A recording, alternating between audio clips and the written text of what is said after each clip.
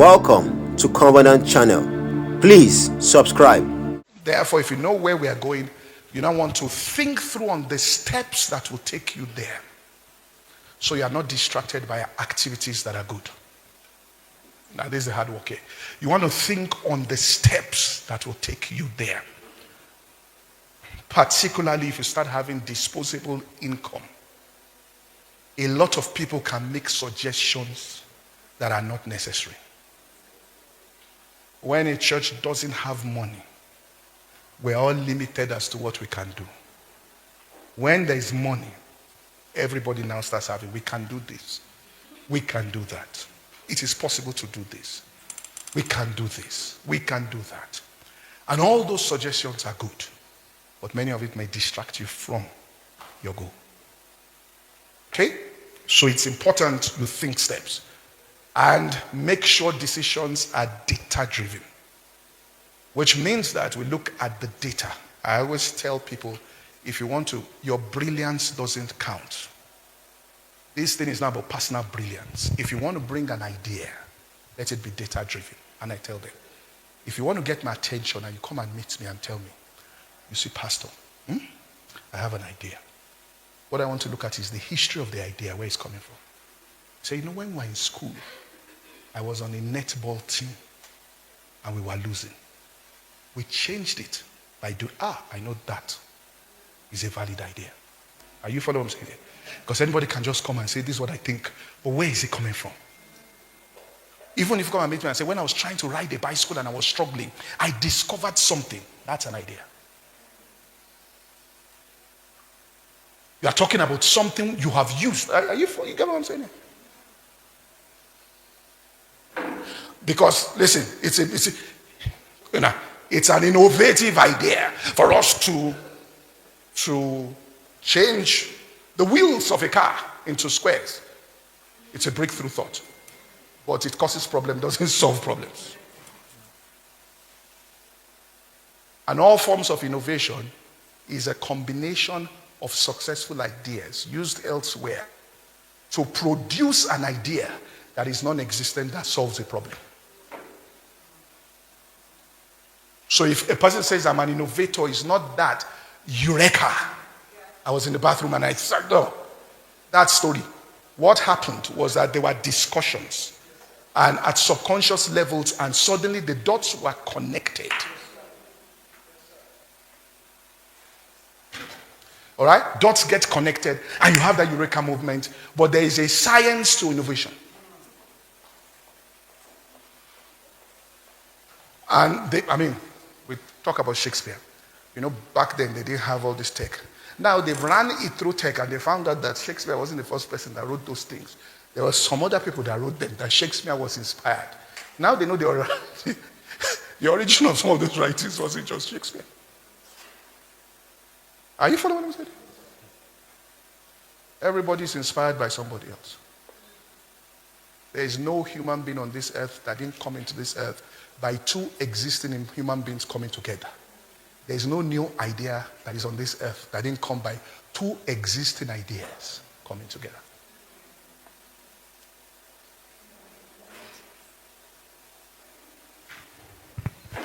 So when we discover something, all right, and this is where we think steps, which means it becomes a culture that if we discover something that, if we don't think steps and just think programs or think that way, when you discover something that is not working, it becomes difficult to cut it. Because some people may be offended because people have built territories around those things. All right? Which means the goal is no longer the point. It's not how I feel about it. This is why if the culture becomes we are thinking steps, we know that we've tried this, it hasn't worked. Let's tinker with this. But please, in leadership, also understand there's something called power quotient. Power quotient means we can say we're introducing tech into an organization and everybody is happy until we start introducing it. Because once we start introducing it, it means loss of power for some people.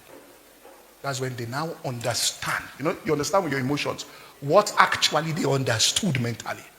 Wait a minute, we have lost power here. And without those people knowing, They, at subconscious levels, they develop a desire for that thing to fail so that they can come back into power. If you have people in your organization, which means you may have converted good willing people to witches and wizards without them knowing. Do you get what I'm saying here? Which means inside them ill will towards the organization. If you have enough of those people, that organization is coming down. That's why when you make those changes, you have to manage it properly and find somewhere else. Are you following what I'm saying here? Or pay them off handsomely. See, this is based on leadership.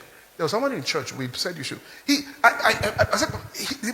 became very angry. Why could you take me away from the... And what he was talking about was a visible position, but was low.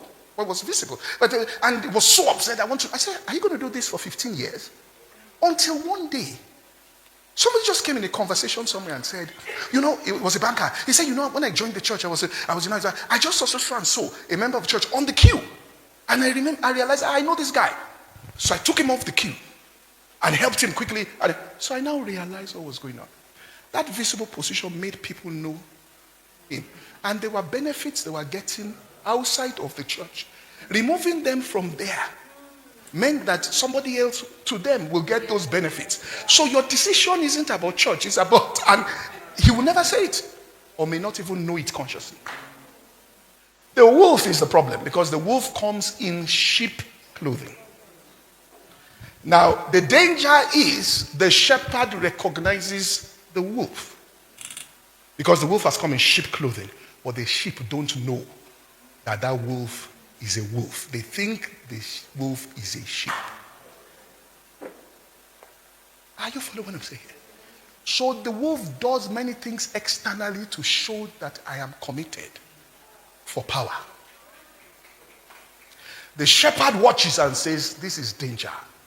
The other sheep are moving with the wolf as we are friends. You take the wolf out prematurely. The other sheep say, so this is how this man is, a woman is. You mean we'll serve and do all these things and then they will make this kind of decision? The level of energy in that vision drops.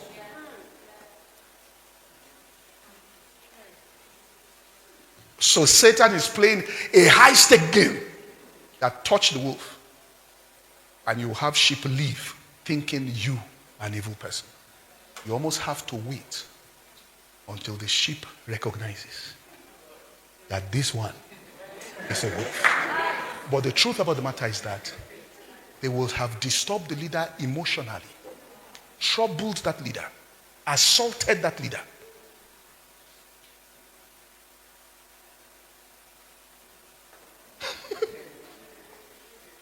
Which is why I was going to get to 6 point. Let me just say it here. Leadership training is important. The strength of an organization is not how many sheep are there, how many shepherds are there. Shepherds can be seated, leading, having influence without them having an office. They are the ones who the sheep think are sheep like them that will stop the wolf dead in their tracks. You get what I'm saying here? That something is wrong with this person.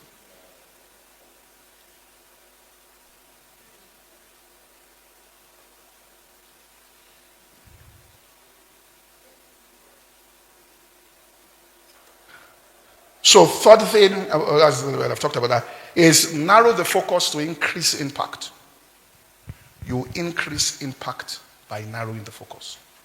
Look, and then I'll tell you how you now scale. You narrow the focus, then you scale. If you bring out a painkiller, they've said this here, a drug that is a painkiller, and you say this is a painkiller and you're any form of pain, it's a drug, and they put it down. They've tested it. Or you bring another one and say this is painkiller for lower back pain. It's the same thing.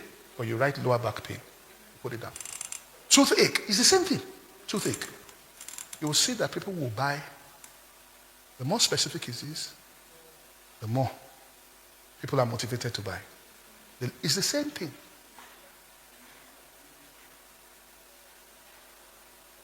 And anything that is growing fast has a homogeneous group that they have targeted.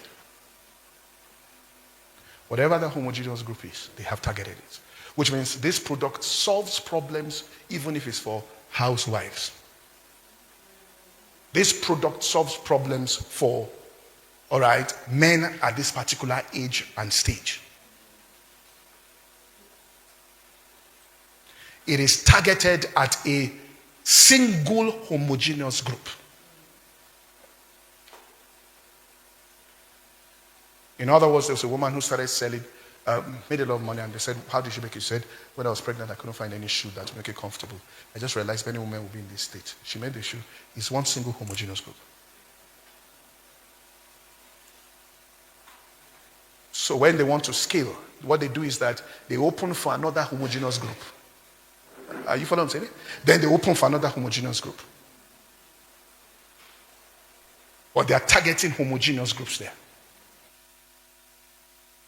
That's why you can say, once they said full gospel businessmen fellowship, bam, started working. Women's meeting, bam. Woman that would lose, bam. It can be the same revelation he's preaching in church.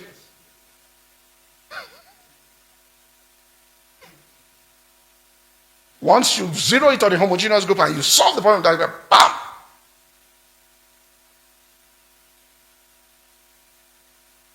So you narrow the focus to do that. And in narrowing that focus, we invite specialists, not generalists. You get what I'm saying? If you write a meeting and want to have a leadership conference, you are thinking about people who are specialists there. So what are you known for? So your organization has assets.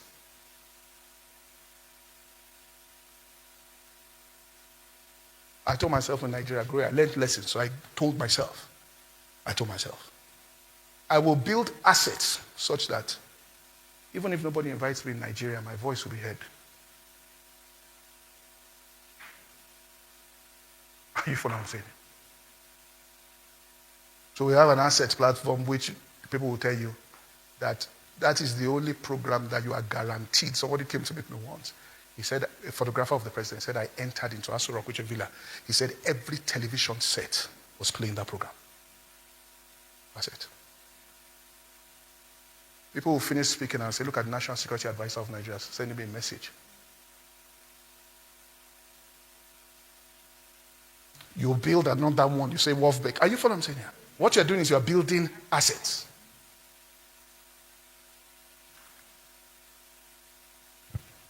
So do few things that can, so that you can have mastery, will be effective, rather than many things that will cause you to drop the ball in service delivery all around the whole place.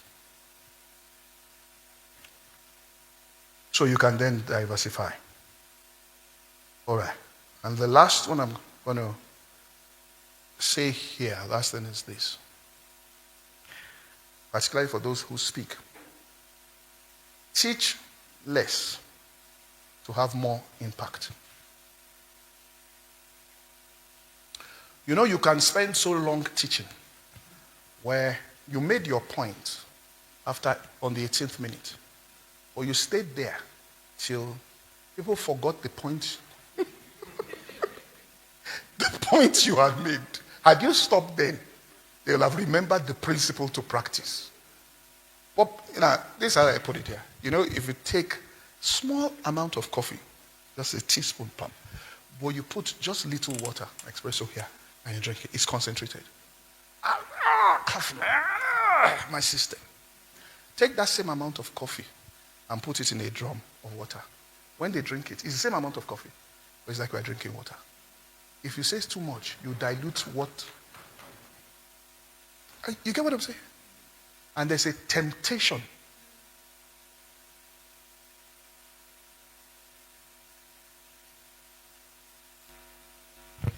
So avoid information overload.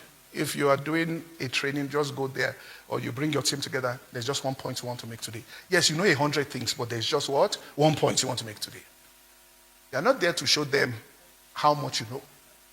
You are there to communicate that 1 point. You know, a friend of America, Bishop Kit Butler, told me, he was close to Kenneth Hagin when he was alive. He said, if you go into Kenneth Hagin's library, he said, if you see the amount of books he has, and he has read all those books, he said, anything, book of eschatology, second coming of Christ. He said he studied all those things. So he told him. He said, you know all these things. I said, yes. You mean you know all? He said, yes. He said, but you don't talk about them. He said, I only say what I'm sent by God to say, not what I know.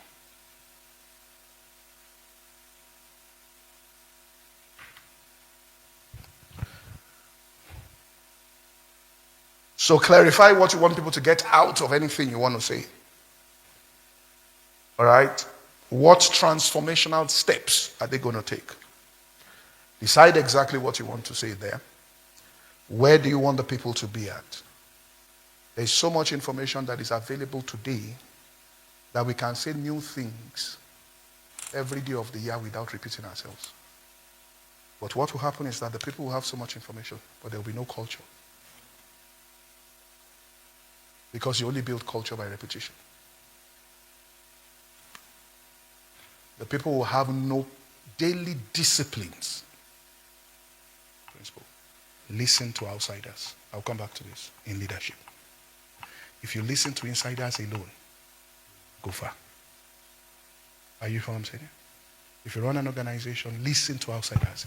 Insiders don't see clearly after some time. You know, if a place is dirty and people have been going there frequently, after some time you adjust to it. They don't see the dirt again. It's somebody coming in for the first time that will see everything. Let me tell you this story that happened to me. When I was a bachelor, when I was single, I was in my house. The light, there was a problem with an electric bulb inside a particular place in my house where I go and pick up my clothes or something. It was wrong. So I kept saying I'll call the electrician, I'll go to the office, I'll keep forgetting, I'll come back at night. It will be dark, you know. So after some time, I realized that I was no longer keen on calling the electrician because I had adjusted to the darkness. I knew where everything was, so I'll go in dark and pick it. But here was the major thing. Finally, I called the electrician.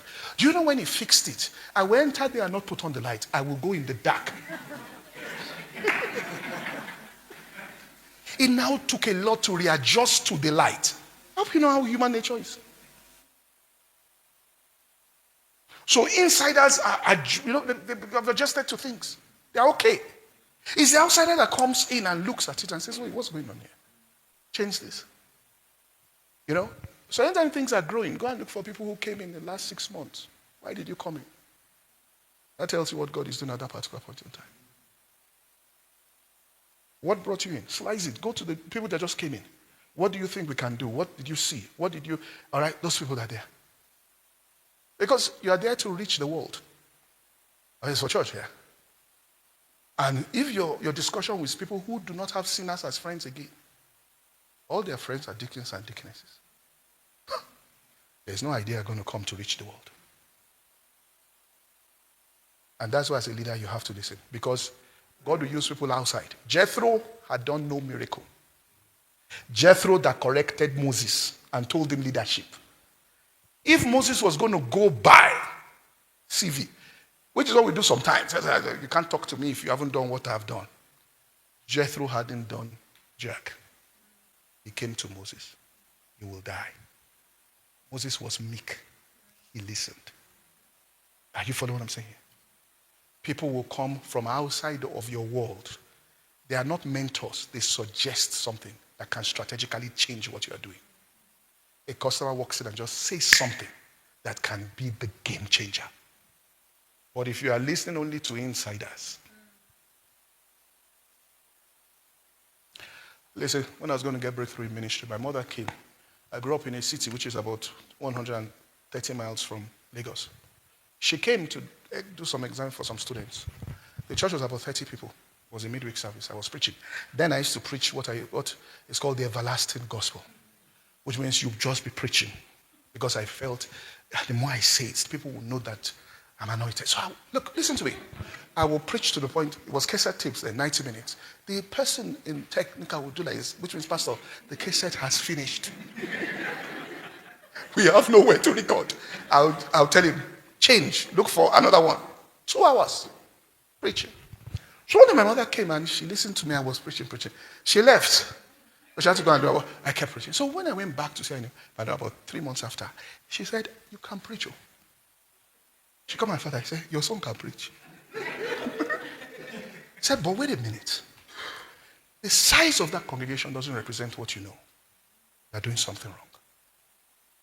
Now, she used to go to Anglican church. All right? I was Pentecostal. Holy Ghost filled.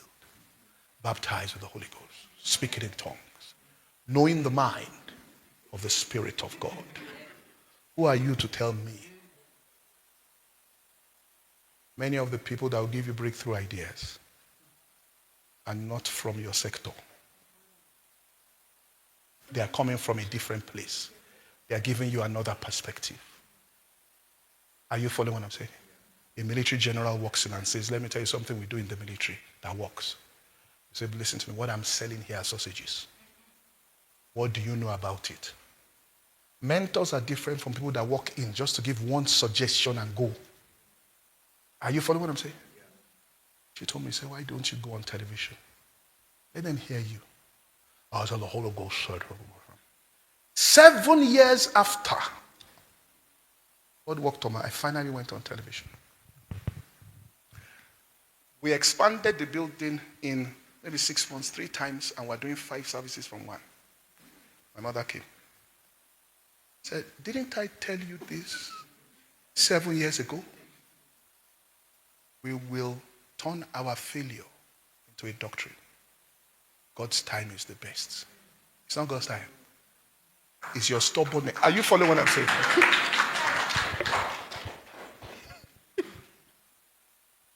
We always have a theology. So excuse our failure. It was when the Holy Ghost. Listen, the great man Oral Roberts, and I read this, was in a small town. His neighbor next door used to sell cars. He was a businessman and he was making millions. Oral Roberts was washing his car, all right, one day, and the man looked, Oral! The man was 76. He said, yes. Oral! He said, yes, sir. He said, I listened to you on the radio. I heard you.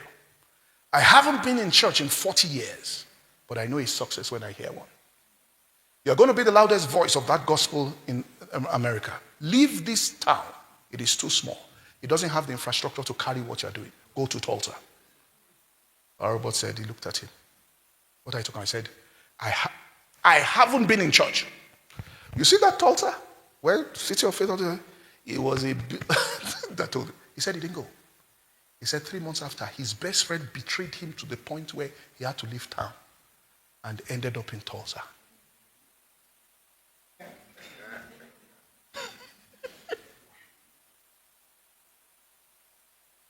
Are you following what I'm saying? Listen to what? Outsiders. They come with strategic information. They say things. And they will just walk in. They don't want to control you. They just make a suggestion. If there's too much pride, you're too full of yourself. Are you following what I'm saying? Thank you for watching. Please hit the like button, comment, share, and subscribe so you can get the latest videos. See you next time.